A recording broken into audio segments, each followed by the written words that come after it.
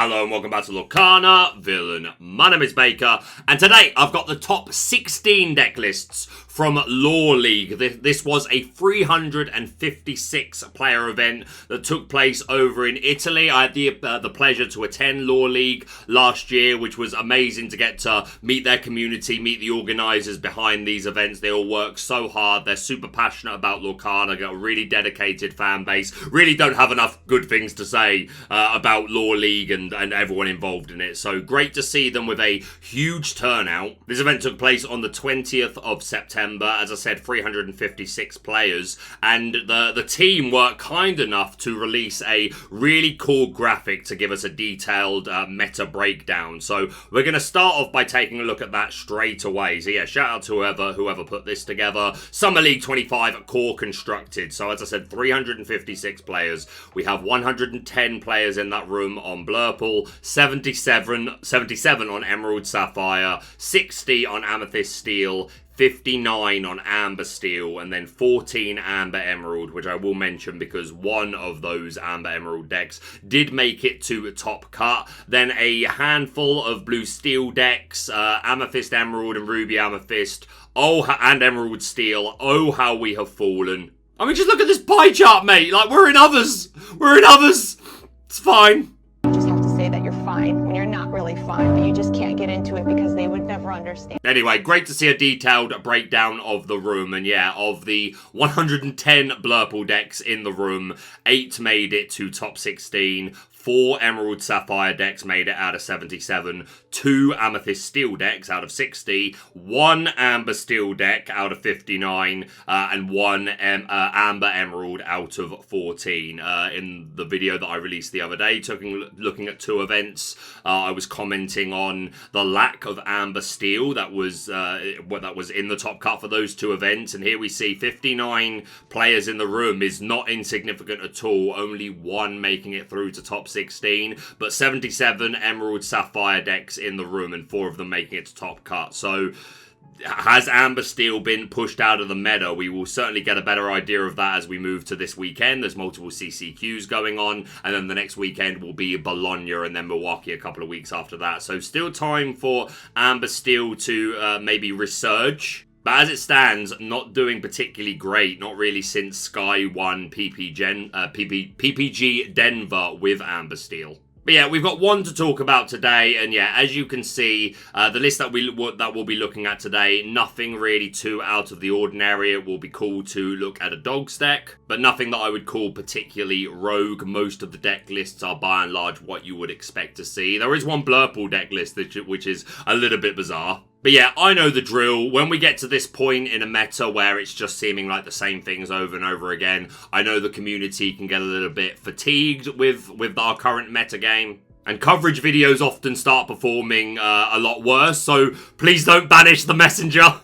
Nonetheless, it's my job to break down deck lists, so by God, we're going to break them down. A shout out to the channel sponsor Cardmarket. If you're looking for Lorcana singles at competitive rates, then check out Cardmarket. But let's take a look at Lore League's top 16 deck lists.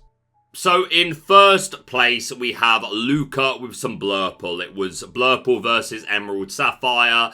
In the finals, I don't think one deck is particularly favoured over the other. It just depends on who can disrupt the opponent from doing the unfair things, who's hitting the best top decks, who's finding their Hades. If you're the Blurple deck, who's finding their like Monstros and their Elsas. If you're the Emerald Sapphire deck, are you finding your Basils, your Clarabelles, your own Hades, your welcome chains with Clarabelle? Are you finding those things at the right time? Who's doing it faster? Who's doing it better? But in this instance, it was a Blurple that reigned supreme. A lot of Blurple to look at. We've broken down this in combination quite a lot recently, but I will continue to do so, at least for this first one, continue to be newbie friendly. But it's likely to be one of the last times I break down a Blurple deck list this meta, unless we see some significant changes. So let's start off with the main elephant himself, Dumbo, the 9th wonder of the universe. 4-cost inkable, 3/3 quest for 1, evasive. You may exert him and pay an ink to draw a card and gain a lore. JDZ Quest's favourite thing to do in Lorcana. Yo, clip this and send it to him. I guarantee he'll agree. And we've got Making History. Your other characters with evasive gain that same ability. Dumbo, a fantastic card that it's a very,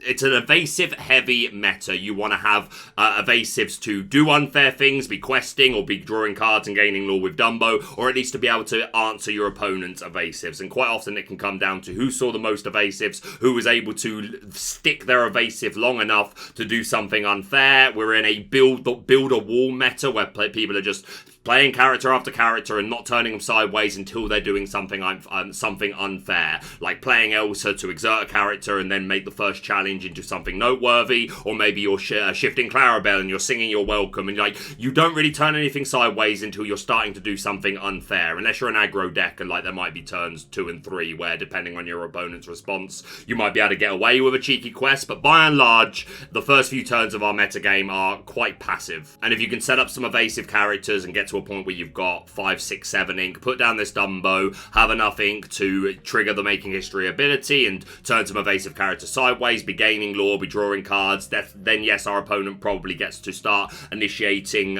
better challenges first. But if we just drew a few cards off of Dumbo, maybe we've got perfect responses in the form of Hades, Monstro, things like that. And in a top war game, if you find Dumbo, even if you don't have other evasives on the board, you get him down. If he sticks a turn, because your opponent had, not a very healthy hand size, then he starts drawing you cards, gaining lore, and they have to pray that they hit an evasive or an answer to an evasive. So, Dumbo, kind of a win more card, but the ceiling for his power is so incredibly high. I myself am priced out of running purple decks at the moment because I have 0 Dumbos to my name.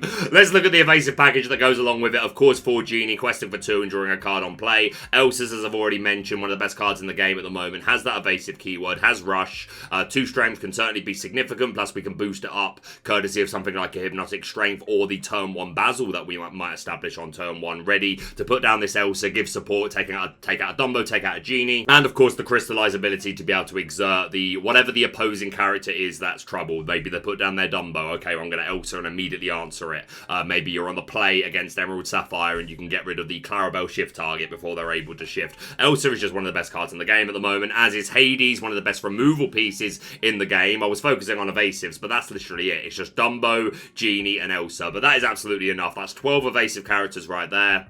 We have other ways of dealing with opposing evasives in the form of, again, Hades, Bell, things like that. So yeah, even this maybe seeming like a bit of a light evasive package is more than enough to make Dumbo top tier. So yeah, 4 Hades, the premier removal in the game. Also 2 Monstro, becoming very much the norm in Blurple lists now. 8 cost Inkable, 6/8 quest for 2, has Rush, and you can discard a card to ready him, but you can't quest for the rest of the turn. So get to that point in the game where your opponent's cleared up your board, they think it's safe to quest, they turn a few things sideways, that's the Ice Cream Man. And just bring down this Monstro. As long as you've got a couple of cards in your hand, then you just completely wipe up, and then if you're surviving, you're sticking a character to the quest for 2 on the board. You've probably taken some hits by this point, so it shouldn't be too hard for your opponent to remove it, but even if they do straight away, we're getting value out of Monstro the turn we play him more often than not. I mentioned Basil for the 1-drops. Obviously, that support is fantastic, and 2 Strength is enough to be significant when paired up with a Hypnotic Strength to take out a Daisy Duck. Rafiki hitting for 3, a very important number. Lots of characters, Treasure Guardians,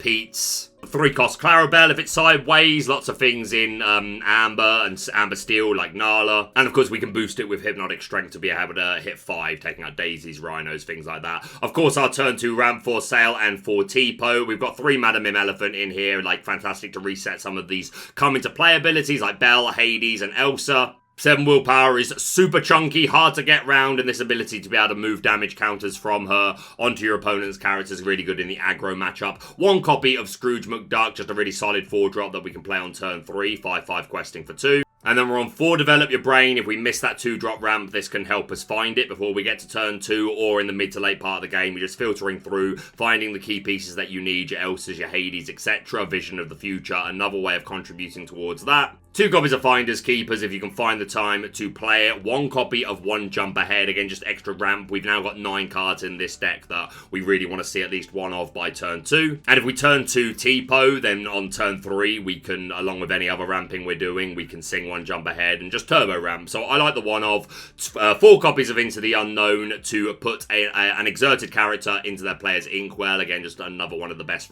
removal pieces in the game. And the ever so greedy, but not as hard to get off as you may think, second star to the right. 10 cost, uninkable, sing together 10. Chosen player draws 5 cards. You sing this, you probably win. Especially, well, if you did it before your opponent did it, then you probably just win the game. So yeah, with its turn 2 inkable ramp, develops and Vision of the Future to help find key pieces when we need them. Hades being the best removal in the game. Into the Unknown being locked into Blurple and being probably the second best removal in the game. Along with a host of some of the most powerful cards still in the game post-rotation, which belong to Amethyst, like Dumbo and Genie, the ability to play these cards on turn 3. Elsa being able to exert things. Belle moving 3 damage. All of this, it turns out, makes for a very, very, very powerful win combination. No surprise to see this doing very, very well as per usual. Congratulations to Luca. In top 4, also on Blurple, we have a Giovanni with what looks to be a near identical deck. There's one less elephant,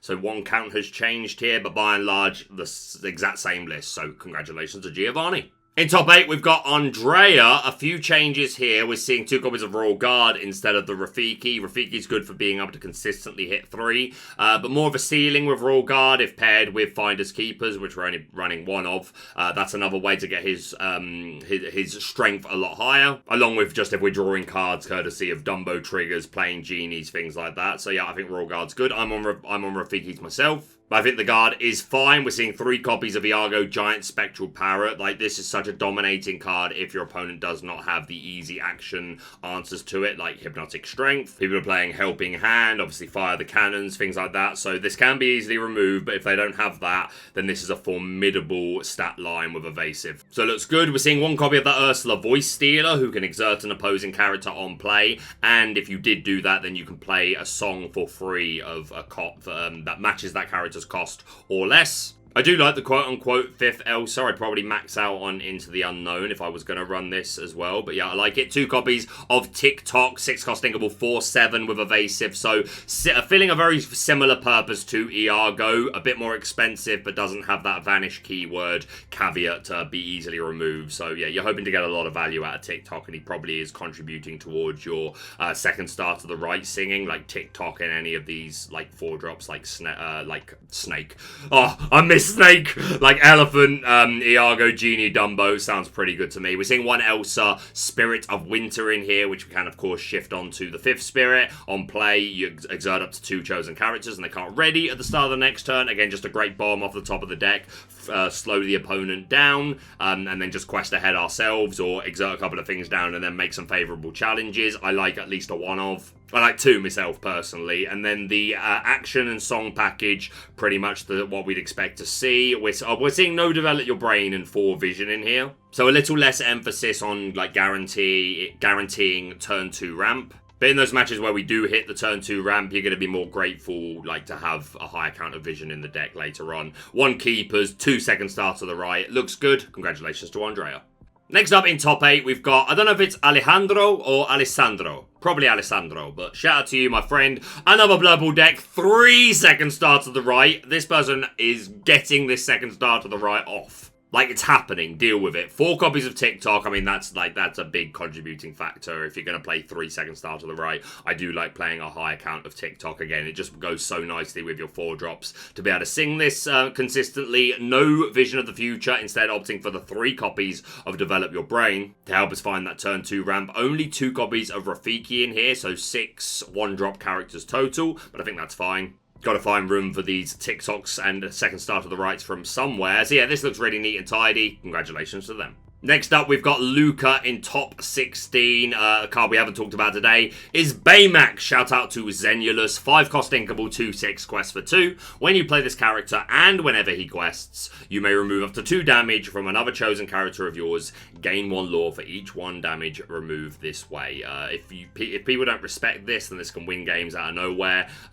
Like, it's basically Blurple's only uninteractive lore game that you'd expect to see. Of course, Amethyst does have like things like White Rose heroes, but you wouldn't expect to see a card like that in Blurple. Again, Baymax has been in lists a little bit over the last few weeks, not in every Blurple list, but enough that I think the top players will respect it to a degree. But still good odds that you can catch people off guard with this, and yeah, like the potential for a lot of lore gain. I kind of compared it to Rapunzel in our last video, in which, like, if they turn something sideways where you can challenge with one of these big bodies, Iago, Mim, whatever it is, and then play the Baymax, gain 2 lore, and then again you've got these big bodies, big pools of willpower.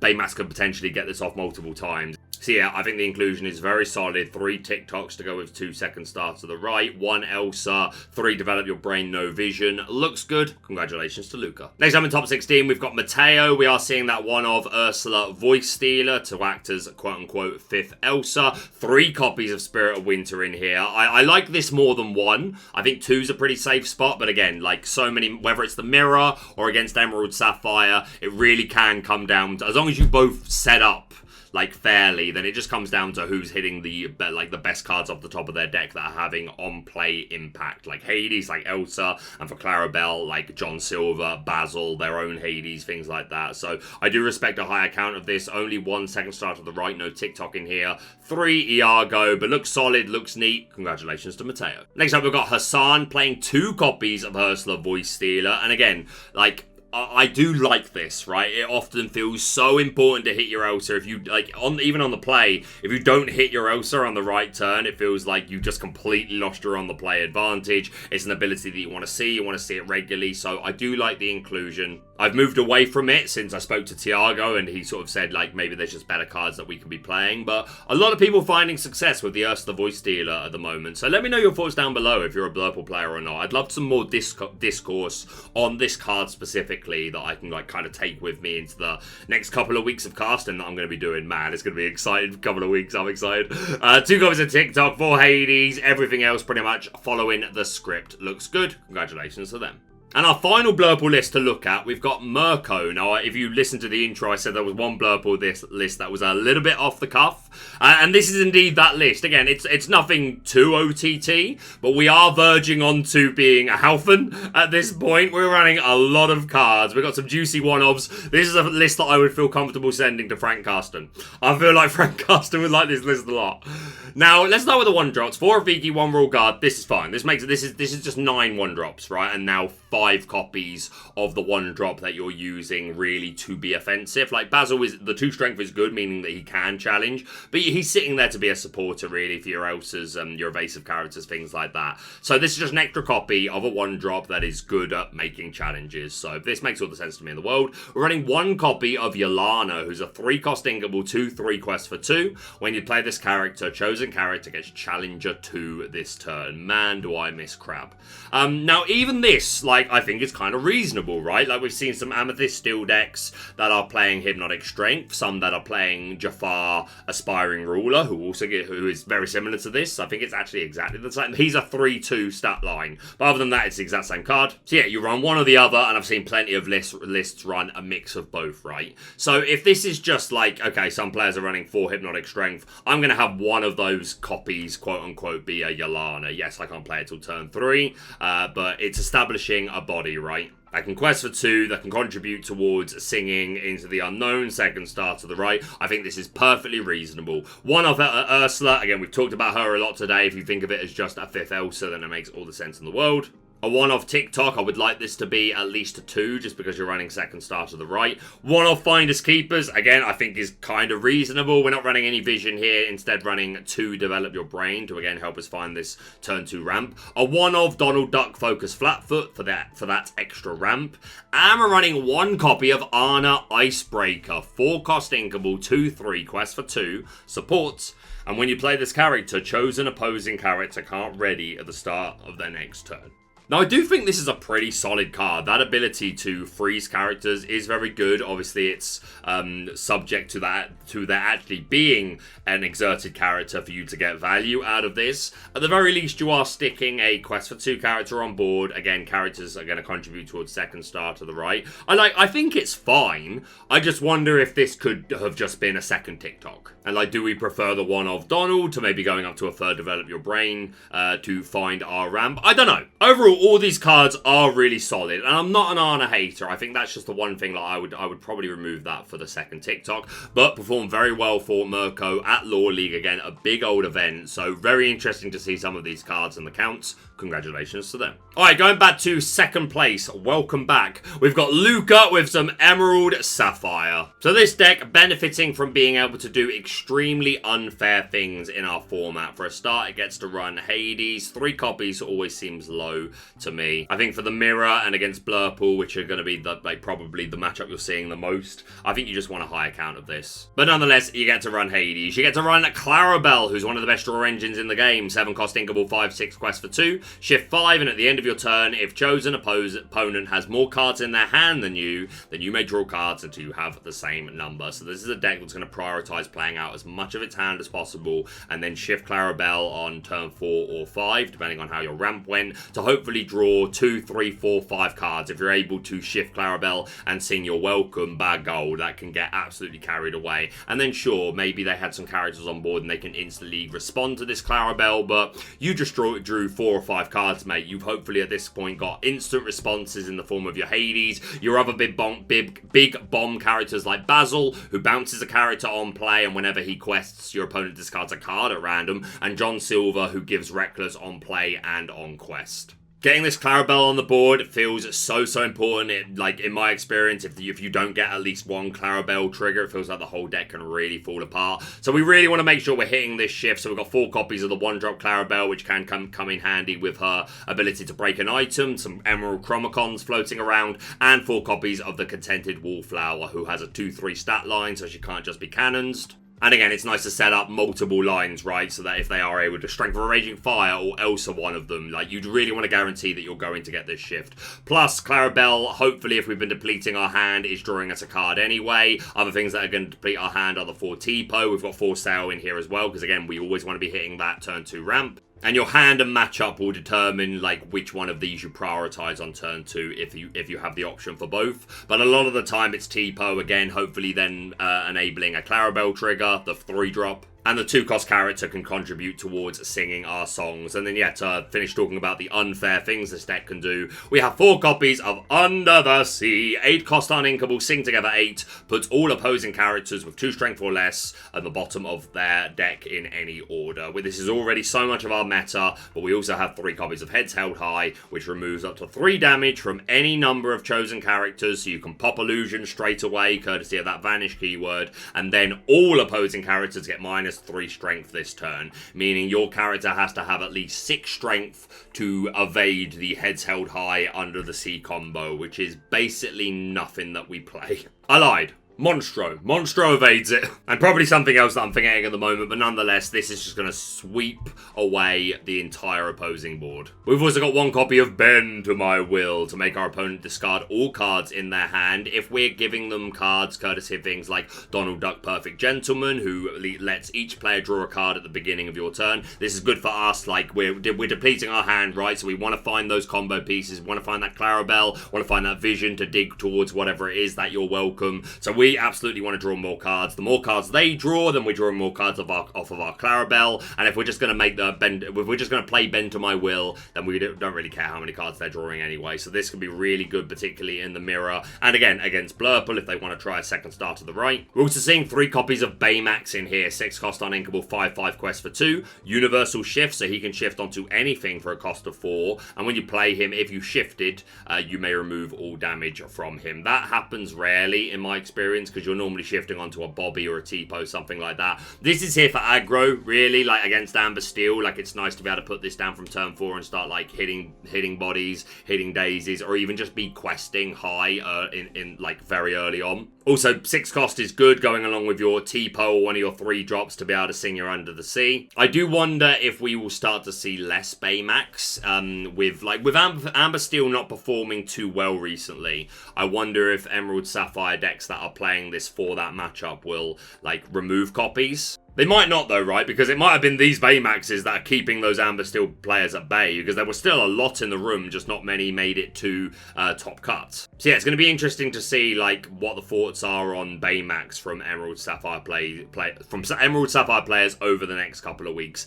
And also worth mentioning Pleakley, who I think is a bit of an MVP in this deck. 3-cost Inkable, 3/4 quest for 1. On play, put chosen character of yours into your Inkwell face down and exerted. I found it quite nice, a lot on to like you ramp on 2 with Tipo, and then turn 3 you can ink up to 4, quest your Tipo, play Pleakley, put your Tipo into the Inkwell, and then play a 1-drop like a Clarabelle to go along with hopefully the one you played on turn 1 to have those multiple lines to assure that you are shifting into Light on Her Hooves. Overall, really powerful deck. I had a fairly decent run with it not too long ago. Gameplay videos for that will be coming next week. But yeah, no surprise to see this doing well. Congratulations to Luca. Next up, also on Emerald Sapphire, we have Giovanni. A lot of the same sort of things. Those 3 Baymax in here. That 1 Bend to My Will. We are playing the 4 Hades, which I like. Only 3 Under the Sea, I think is kind of reasonable. I played the 4. No Develop Your Brain, just Vision of the Future, but looks good. Congratulations to Giovanni. Next up in top 16, we've got Andrea, 2 copies of Mother Knows Best, which is actually really nice in the mirror to either bounce their Bazils, their John Silvers, their Clarabelles, or even their baby Clarabelles to deny the shift line. I think this is a very good mirror breaker. 1 Bend to My Will, only 3 Under the Sea. No Hades is wild to me. Absolutely wild to me. Like, fair play, Andrea. Top 16 in a huge event. Not playing the Hades, man. I bet so many people, like, I mean, you can only play around Hades to a degree, but like, I bet they were like, surely this is the Hades coming next. Surely this is the Hades coming next, as you're drawing, like, your whole deck. That is wild. 4 copies of Baymax is, like, again, like, I guess this is where you've made the trade-off, right? Because you're prioritizing beating the Amber Steel decks. I'd love to know what your Swiss run was. How many Amber Steel decks did you see? How many mirrors? How many blurples? If you're watching, Andrea, I would love your thoughts on lack of Hades, because that's a huge shock to me.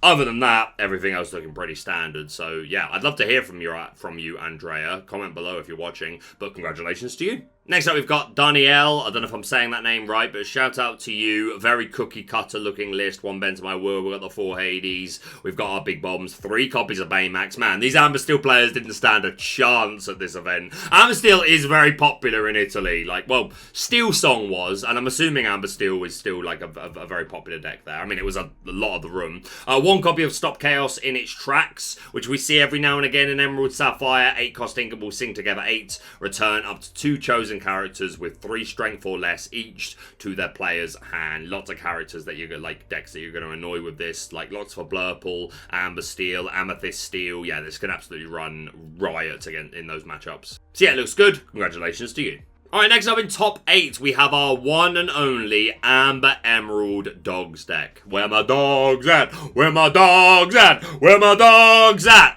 Love seeing this. Okay, let's talk about some cards. So this deck was very much following the build a wall meta mentality, even before rotation.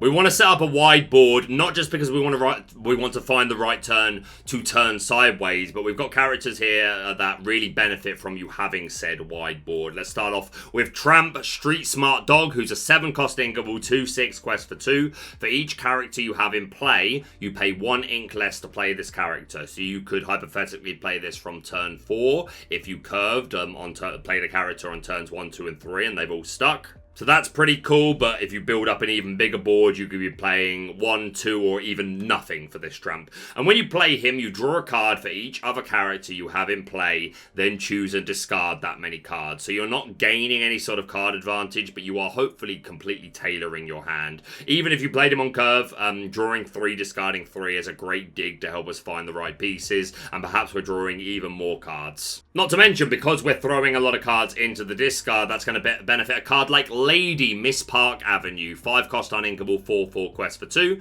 Shift 3 is relevant.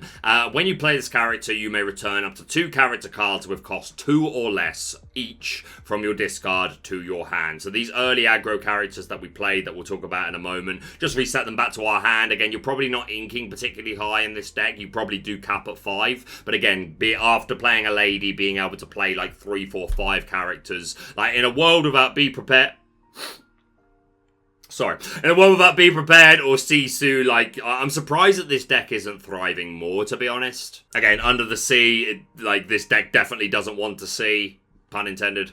Amethyst Steel could potentially just do it faster. But yeah, really great to see this deck at least today. We're also running the 2-cost Tramp Enterprising Dog. 2 cost inkable, 1/3 quest for 1. If you have a character named Lady in play, you pay 1 ink less to play him. And when you play him, a chosen character of yours gets +1 strength this turn for each other character you have in play. So again, if we build that wide board, we could be giving 3, 4, 5, 6 strength to one of these other characters. Like a simple Bobby who was just drawing you a card and discarding a card on play. Or you can give the strength to our 1-cost Lady, who is a 0/3 quest for 1. Whenever you play a character, she gets +1 strength.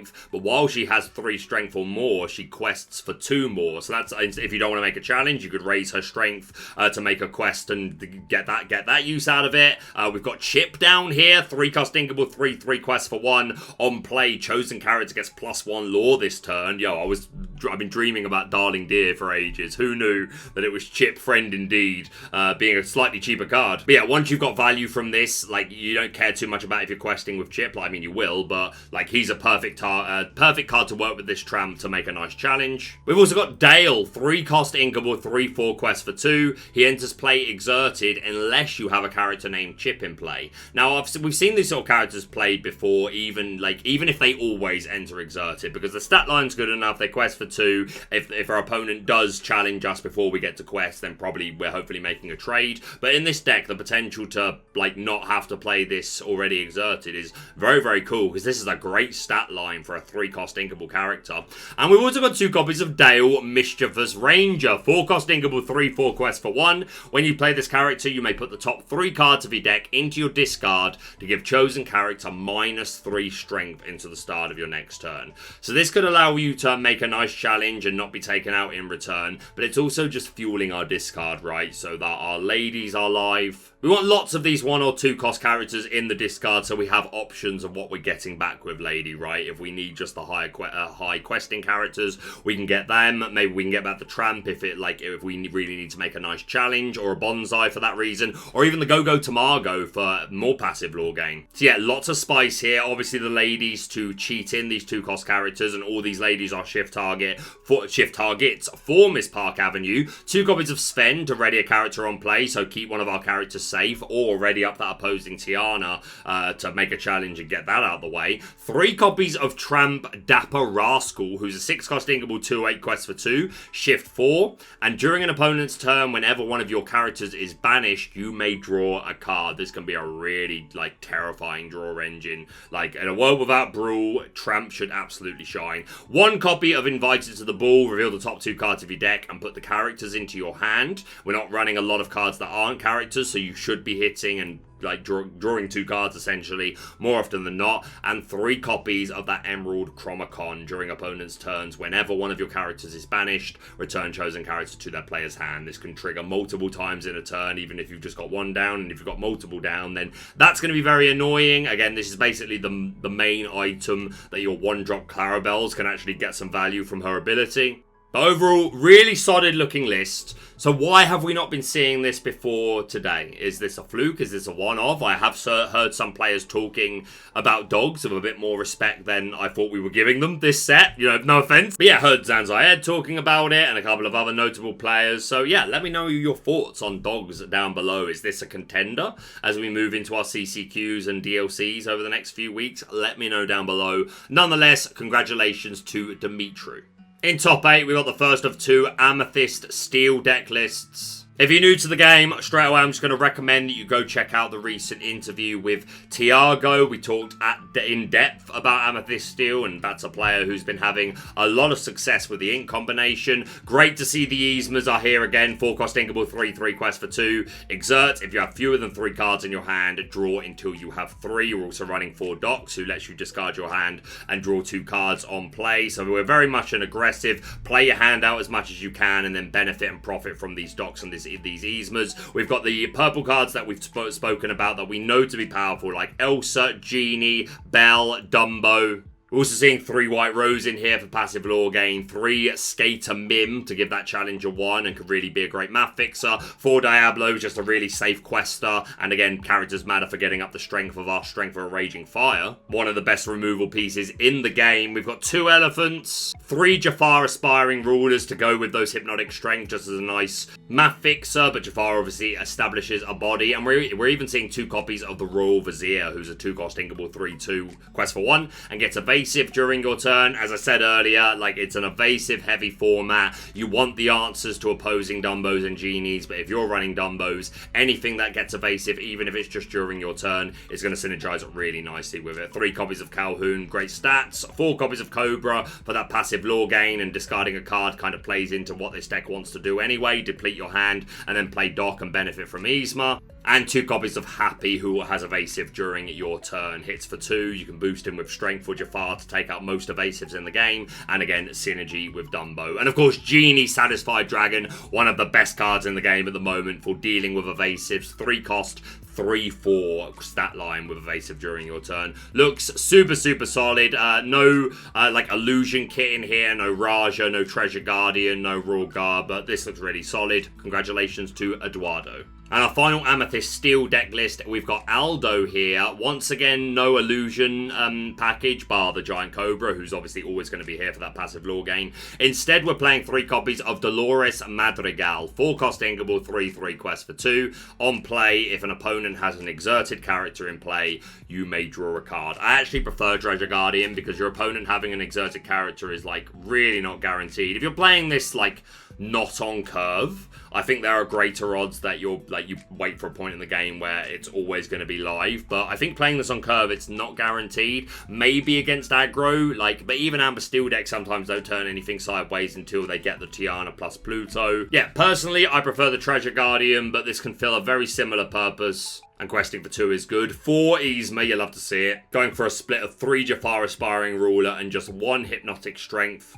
This is sort of deck that can be really punished by too many giant Spectral Parrot Iagos. Obviously, we do have strengths, but we don't really want to be using them on Iagos. We want to be using them on Dumbos, Genies, things like that. But not everyone playing Iago. So yeah, this looks really solid. Congratulations to Aldo. And our final deck list of the day, our one and only Amber Steel list. Again, a great performance at PPG a couple of weeks ago, coming first and second. But yeah, largely feels a bit pushed out of the meta, and I think Emerald Sapphire is the culprit there. But one making it through to top 16. We are gas, no breaks, know what I mean? But we've got a lovely Princess Aurora holding court. 1 cost inkable, 1/2 quest for 1. When she quests, you pay 1 less for the next princess or queen that you play. Tiana do indeed be a princess, and while she's exerted, whenever a character of yours is challenged, the challenging character gets -3 strength this turn unless that player pays 3. You set this up alongside a couple of daisies, Nalas, pennies, these high questing characters.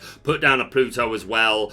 Profit. Maybe your opponent has a strength or an into the unknown. They use it on the Tiana. They've still got a 2 for 1 in the Pluto. Into the Pluto. They're probably not getting through all your characters. We are also seeing the Sky Special. 4 copies of the Troubadour. 2 cost inkable, 1/3 quest for 1. Resist 1. And that Singer 4 keyword. It's so important to be able to sing Strength for a Raging Fire before your opponent.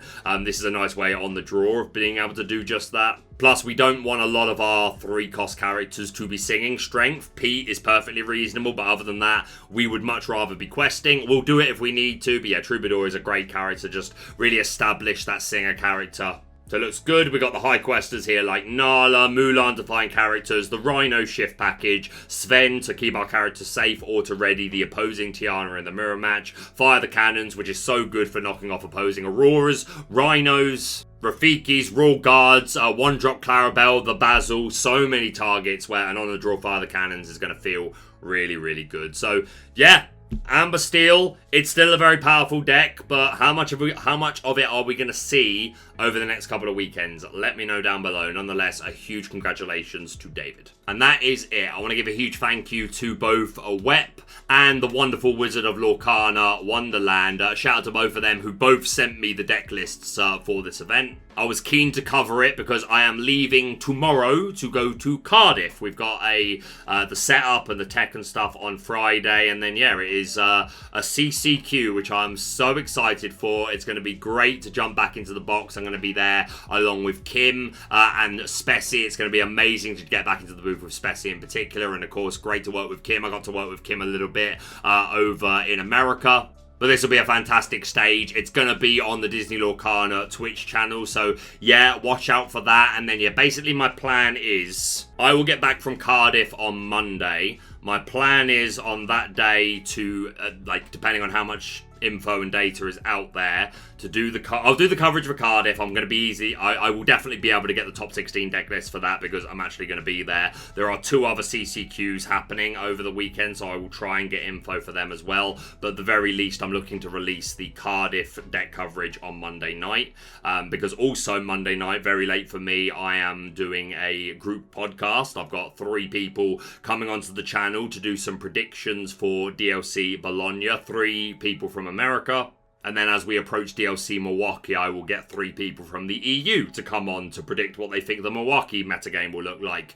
So I'm doing that Monday night. I will hopefully get that edited and up by Tuesday, if not Wednesday at the latest. I will also want to cover the other CCQs from the weekend, and I'm going to be starting releasing gameplay from the Content Creator Set Championship that I participated in recently. The first episode of that will be just me talking about the deck and doing commentary for round 1, and then for the other rounds, I'm doing what has become a bit of a tradition now and inviting people on to guest cast the matches, which I will then add any other commentary on top of that might be necessary. Sometimes the guest casters are like, oh, I wonder what Baker was thinking in this moment, so I can add post-commentary to give, it'll be like the inception of Lorcana gameplay. But that being said, I will be leaving on Thursday of next week to go to Bologna, which I'll be there until Monday. So I'm going to be very busy, but I do have plans for a lot of content coming out over the next couple of weeks. I would like to be able to get enough done so that when I leave for Bologna,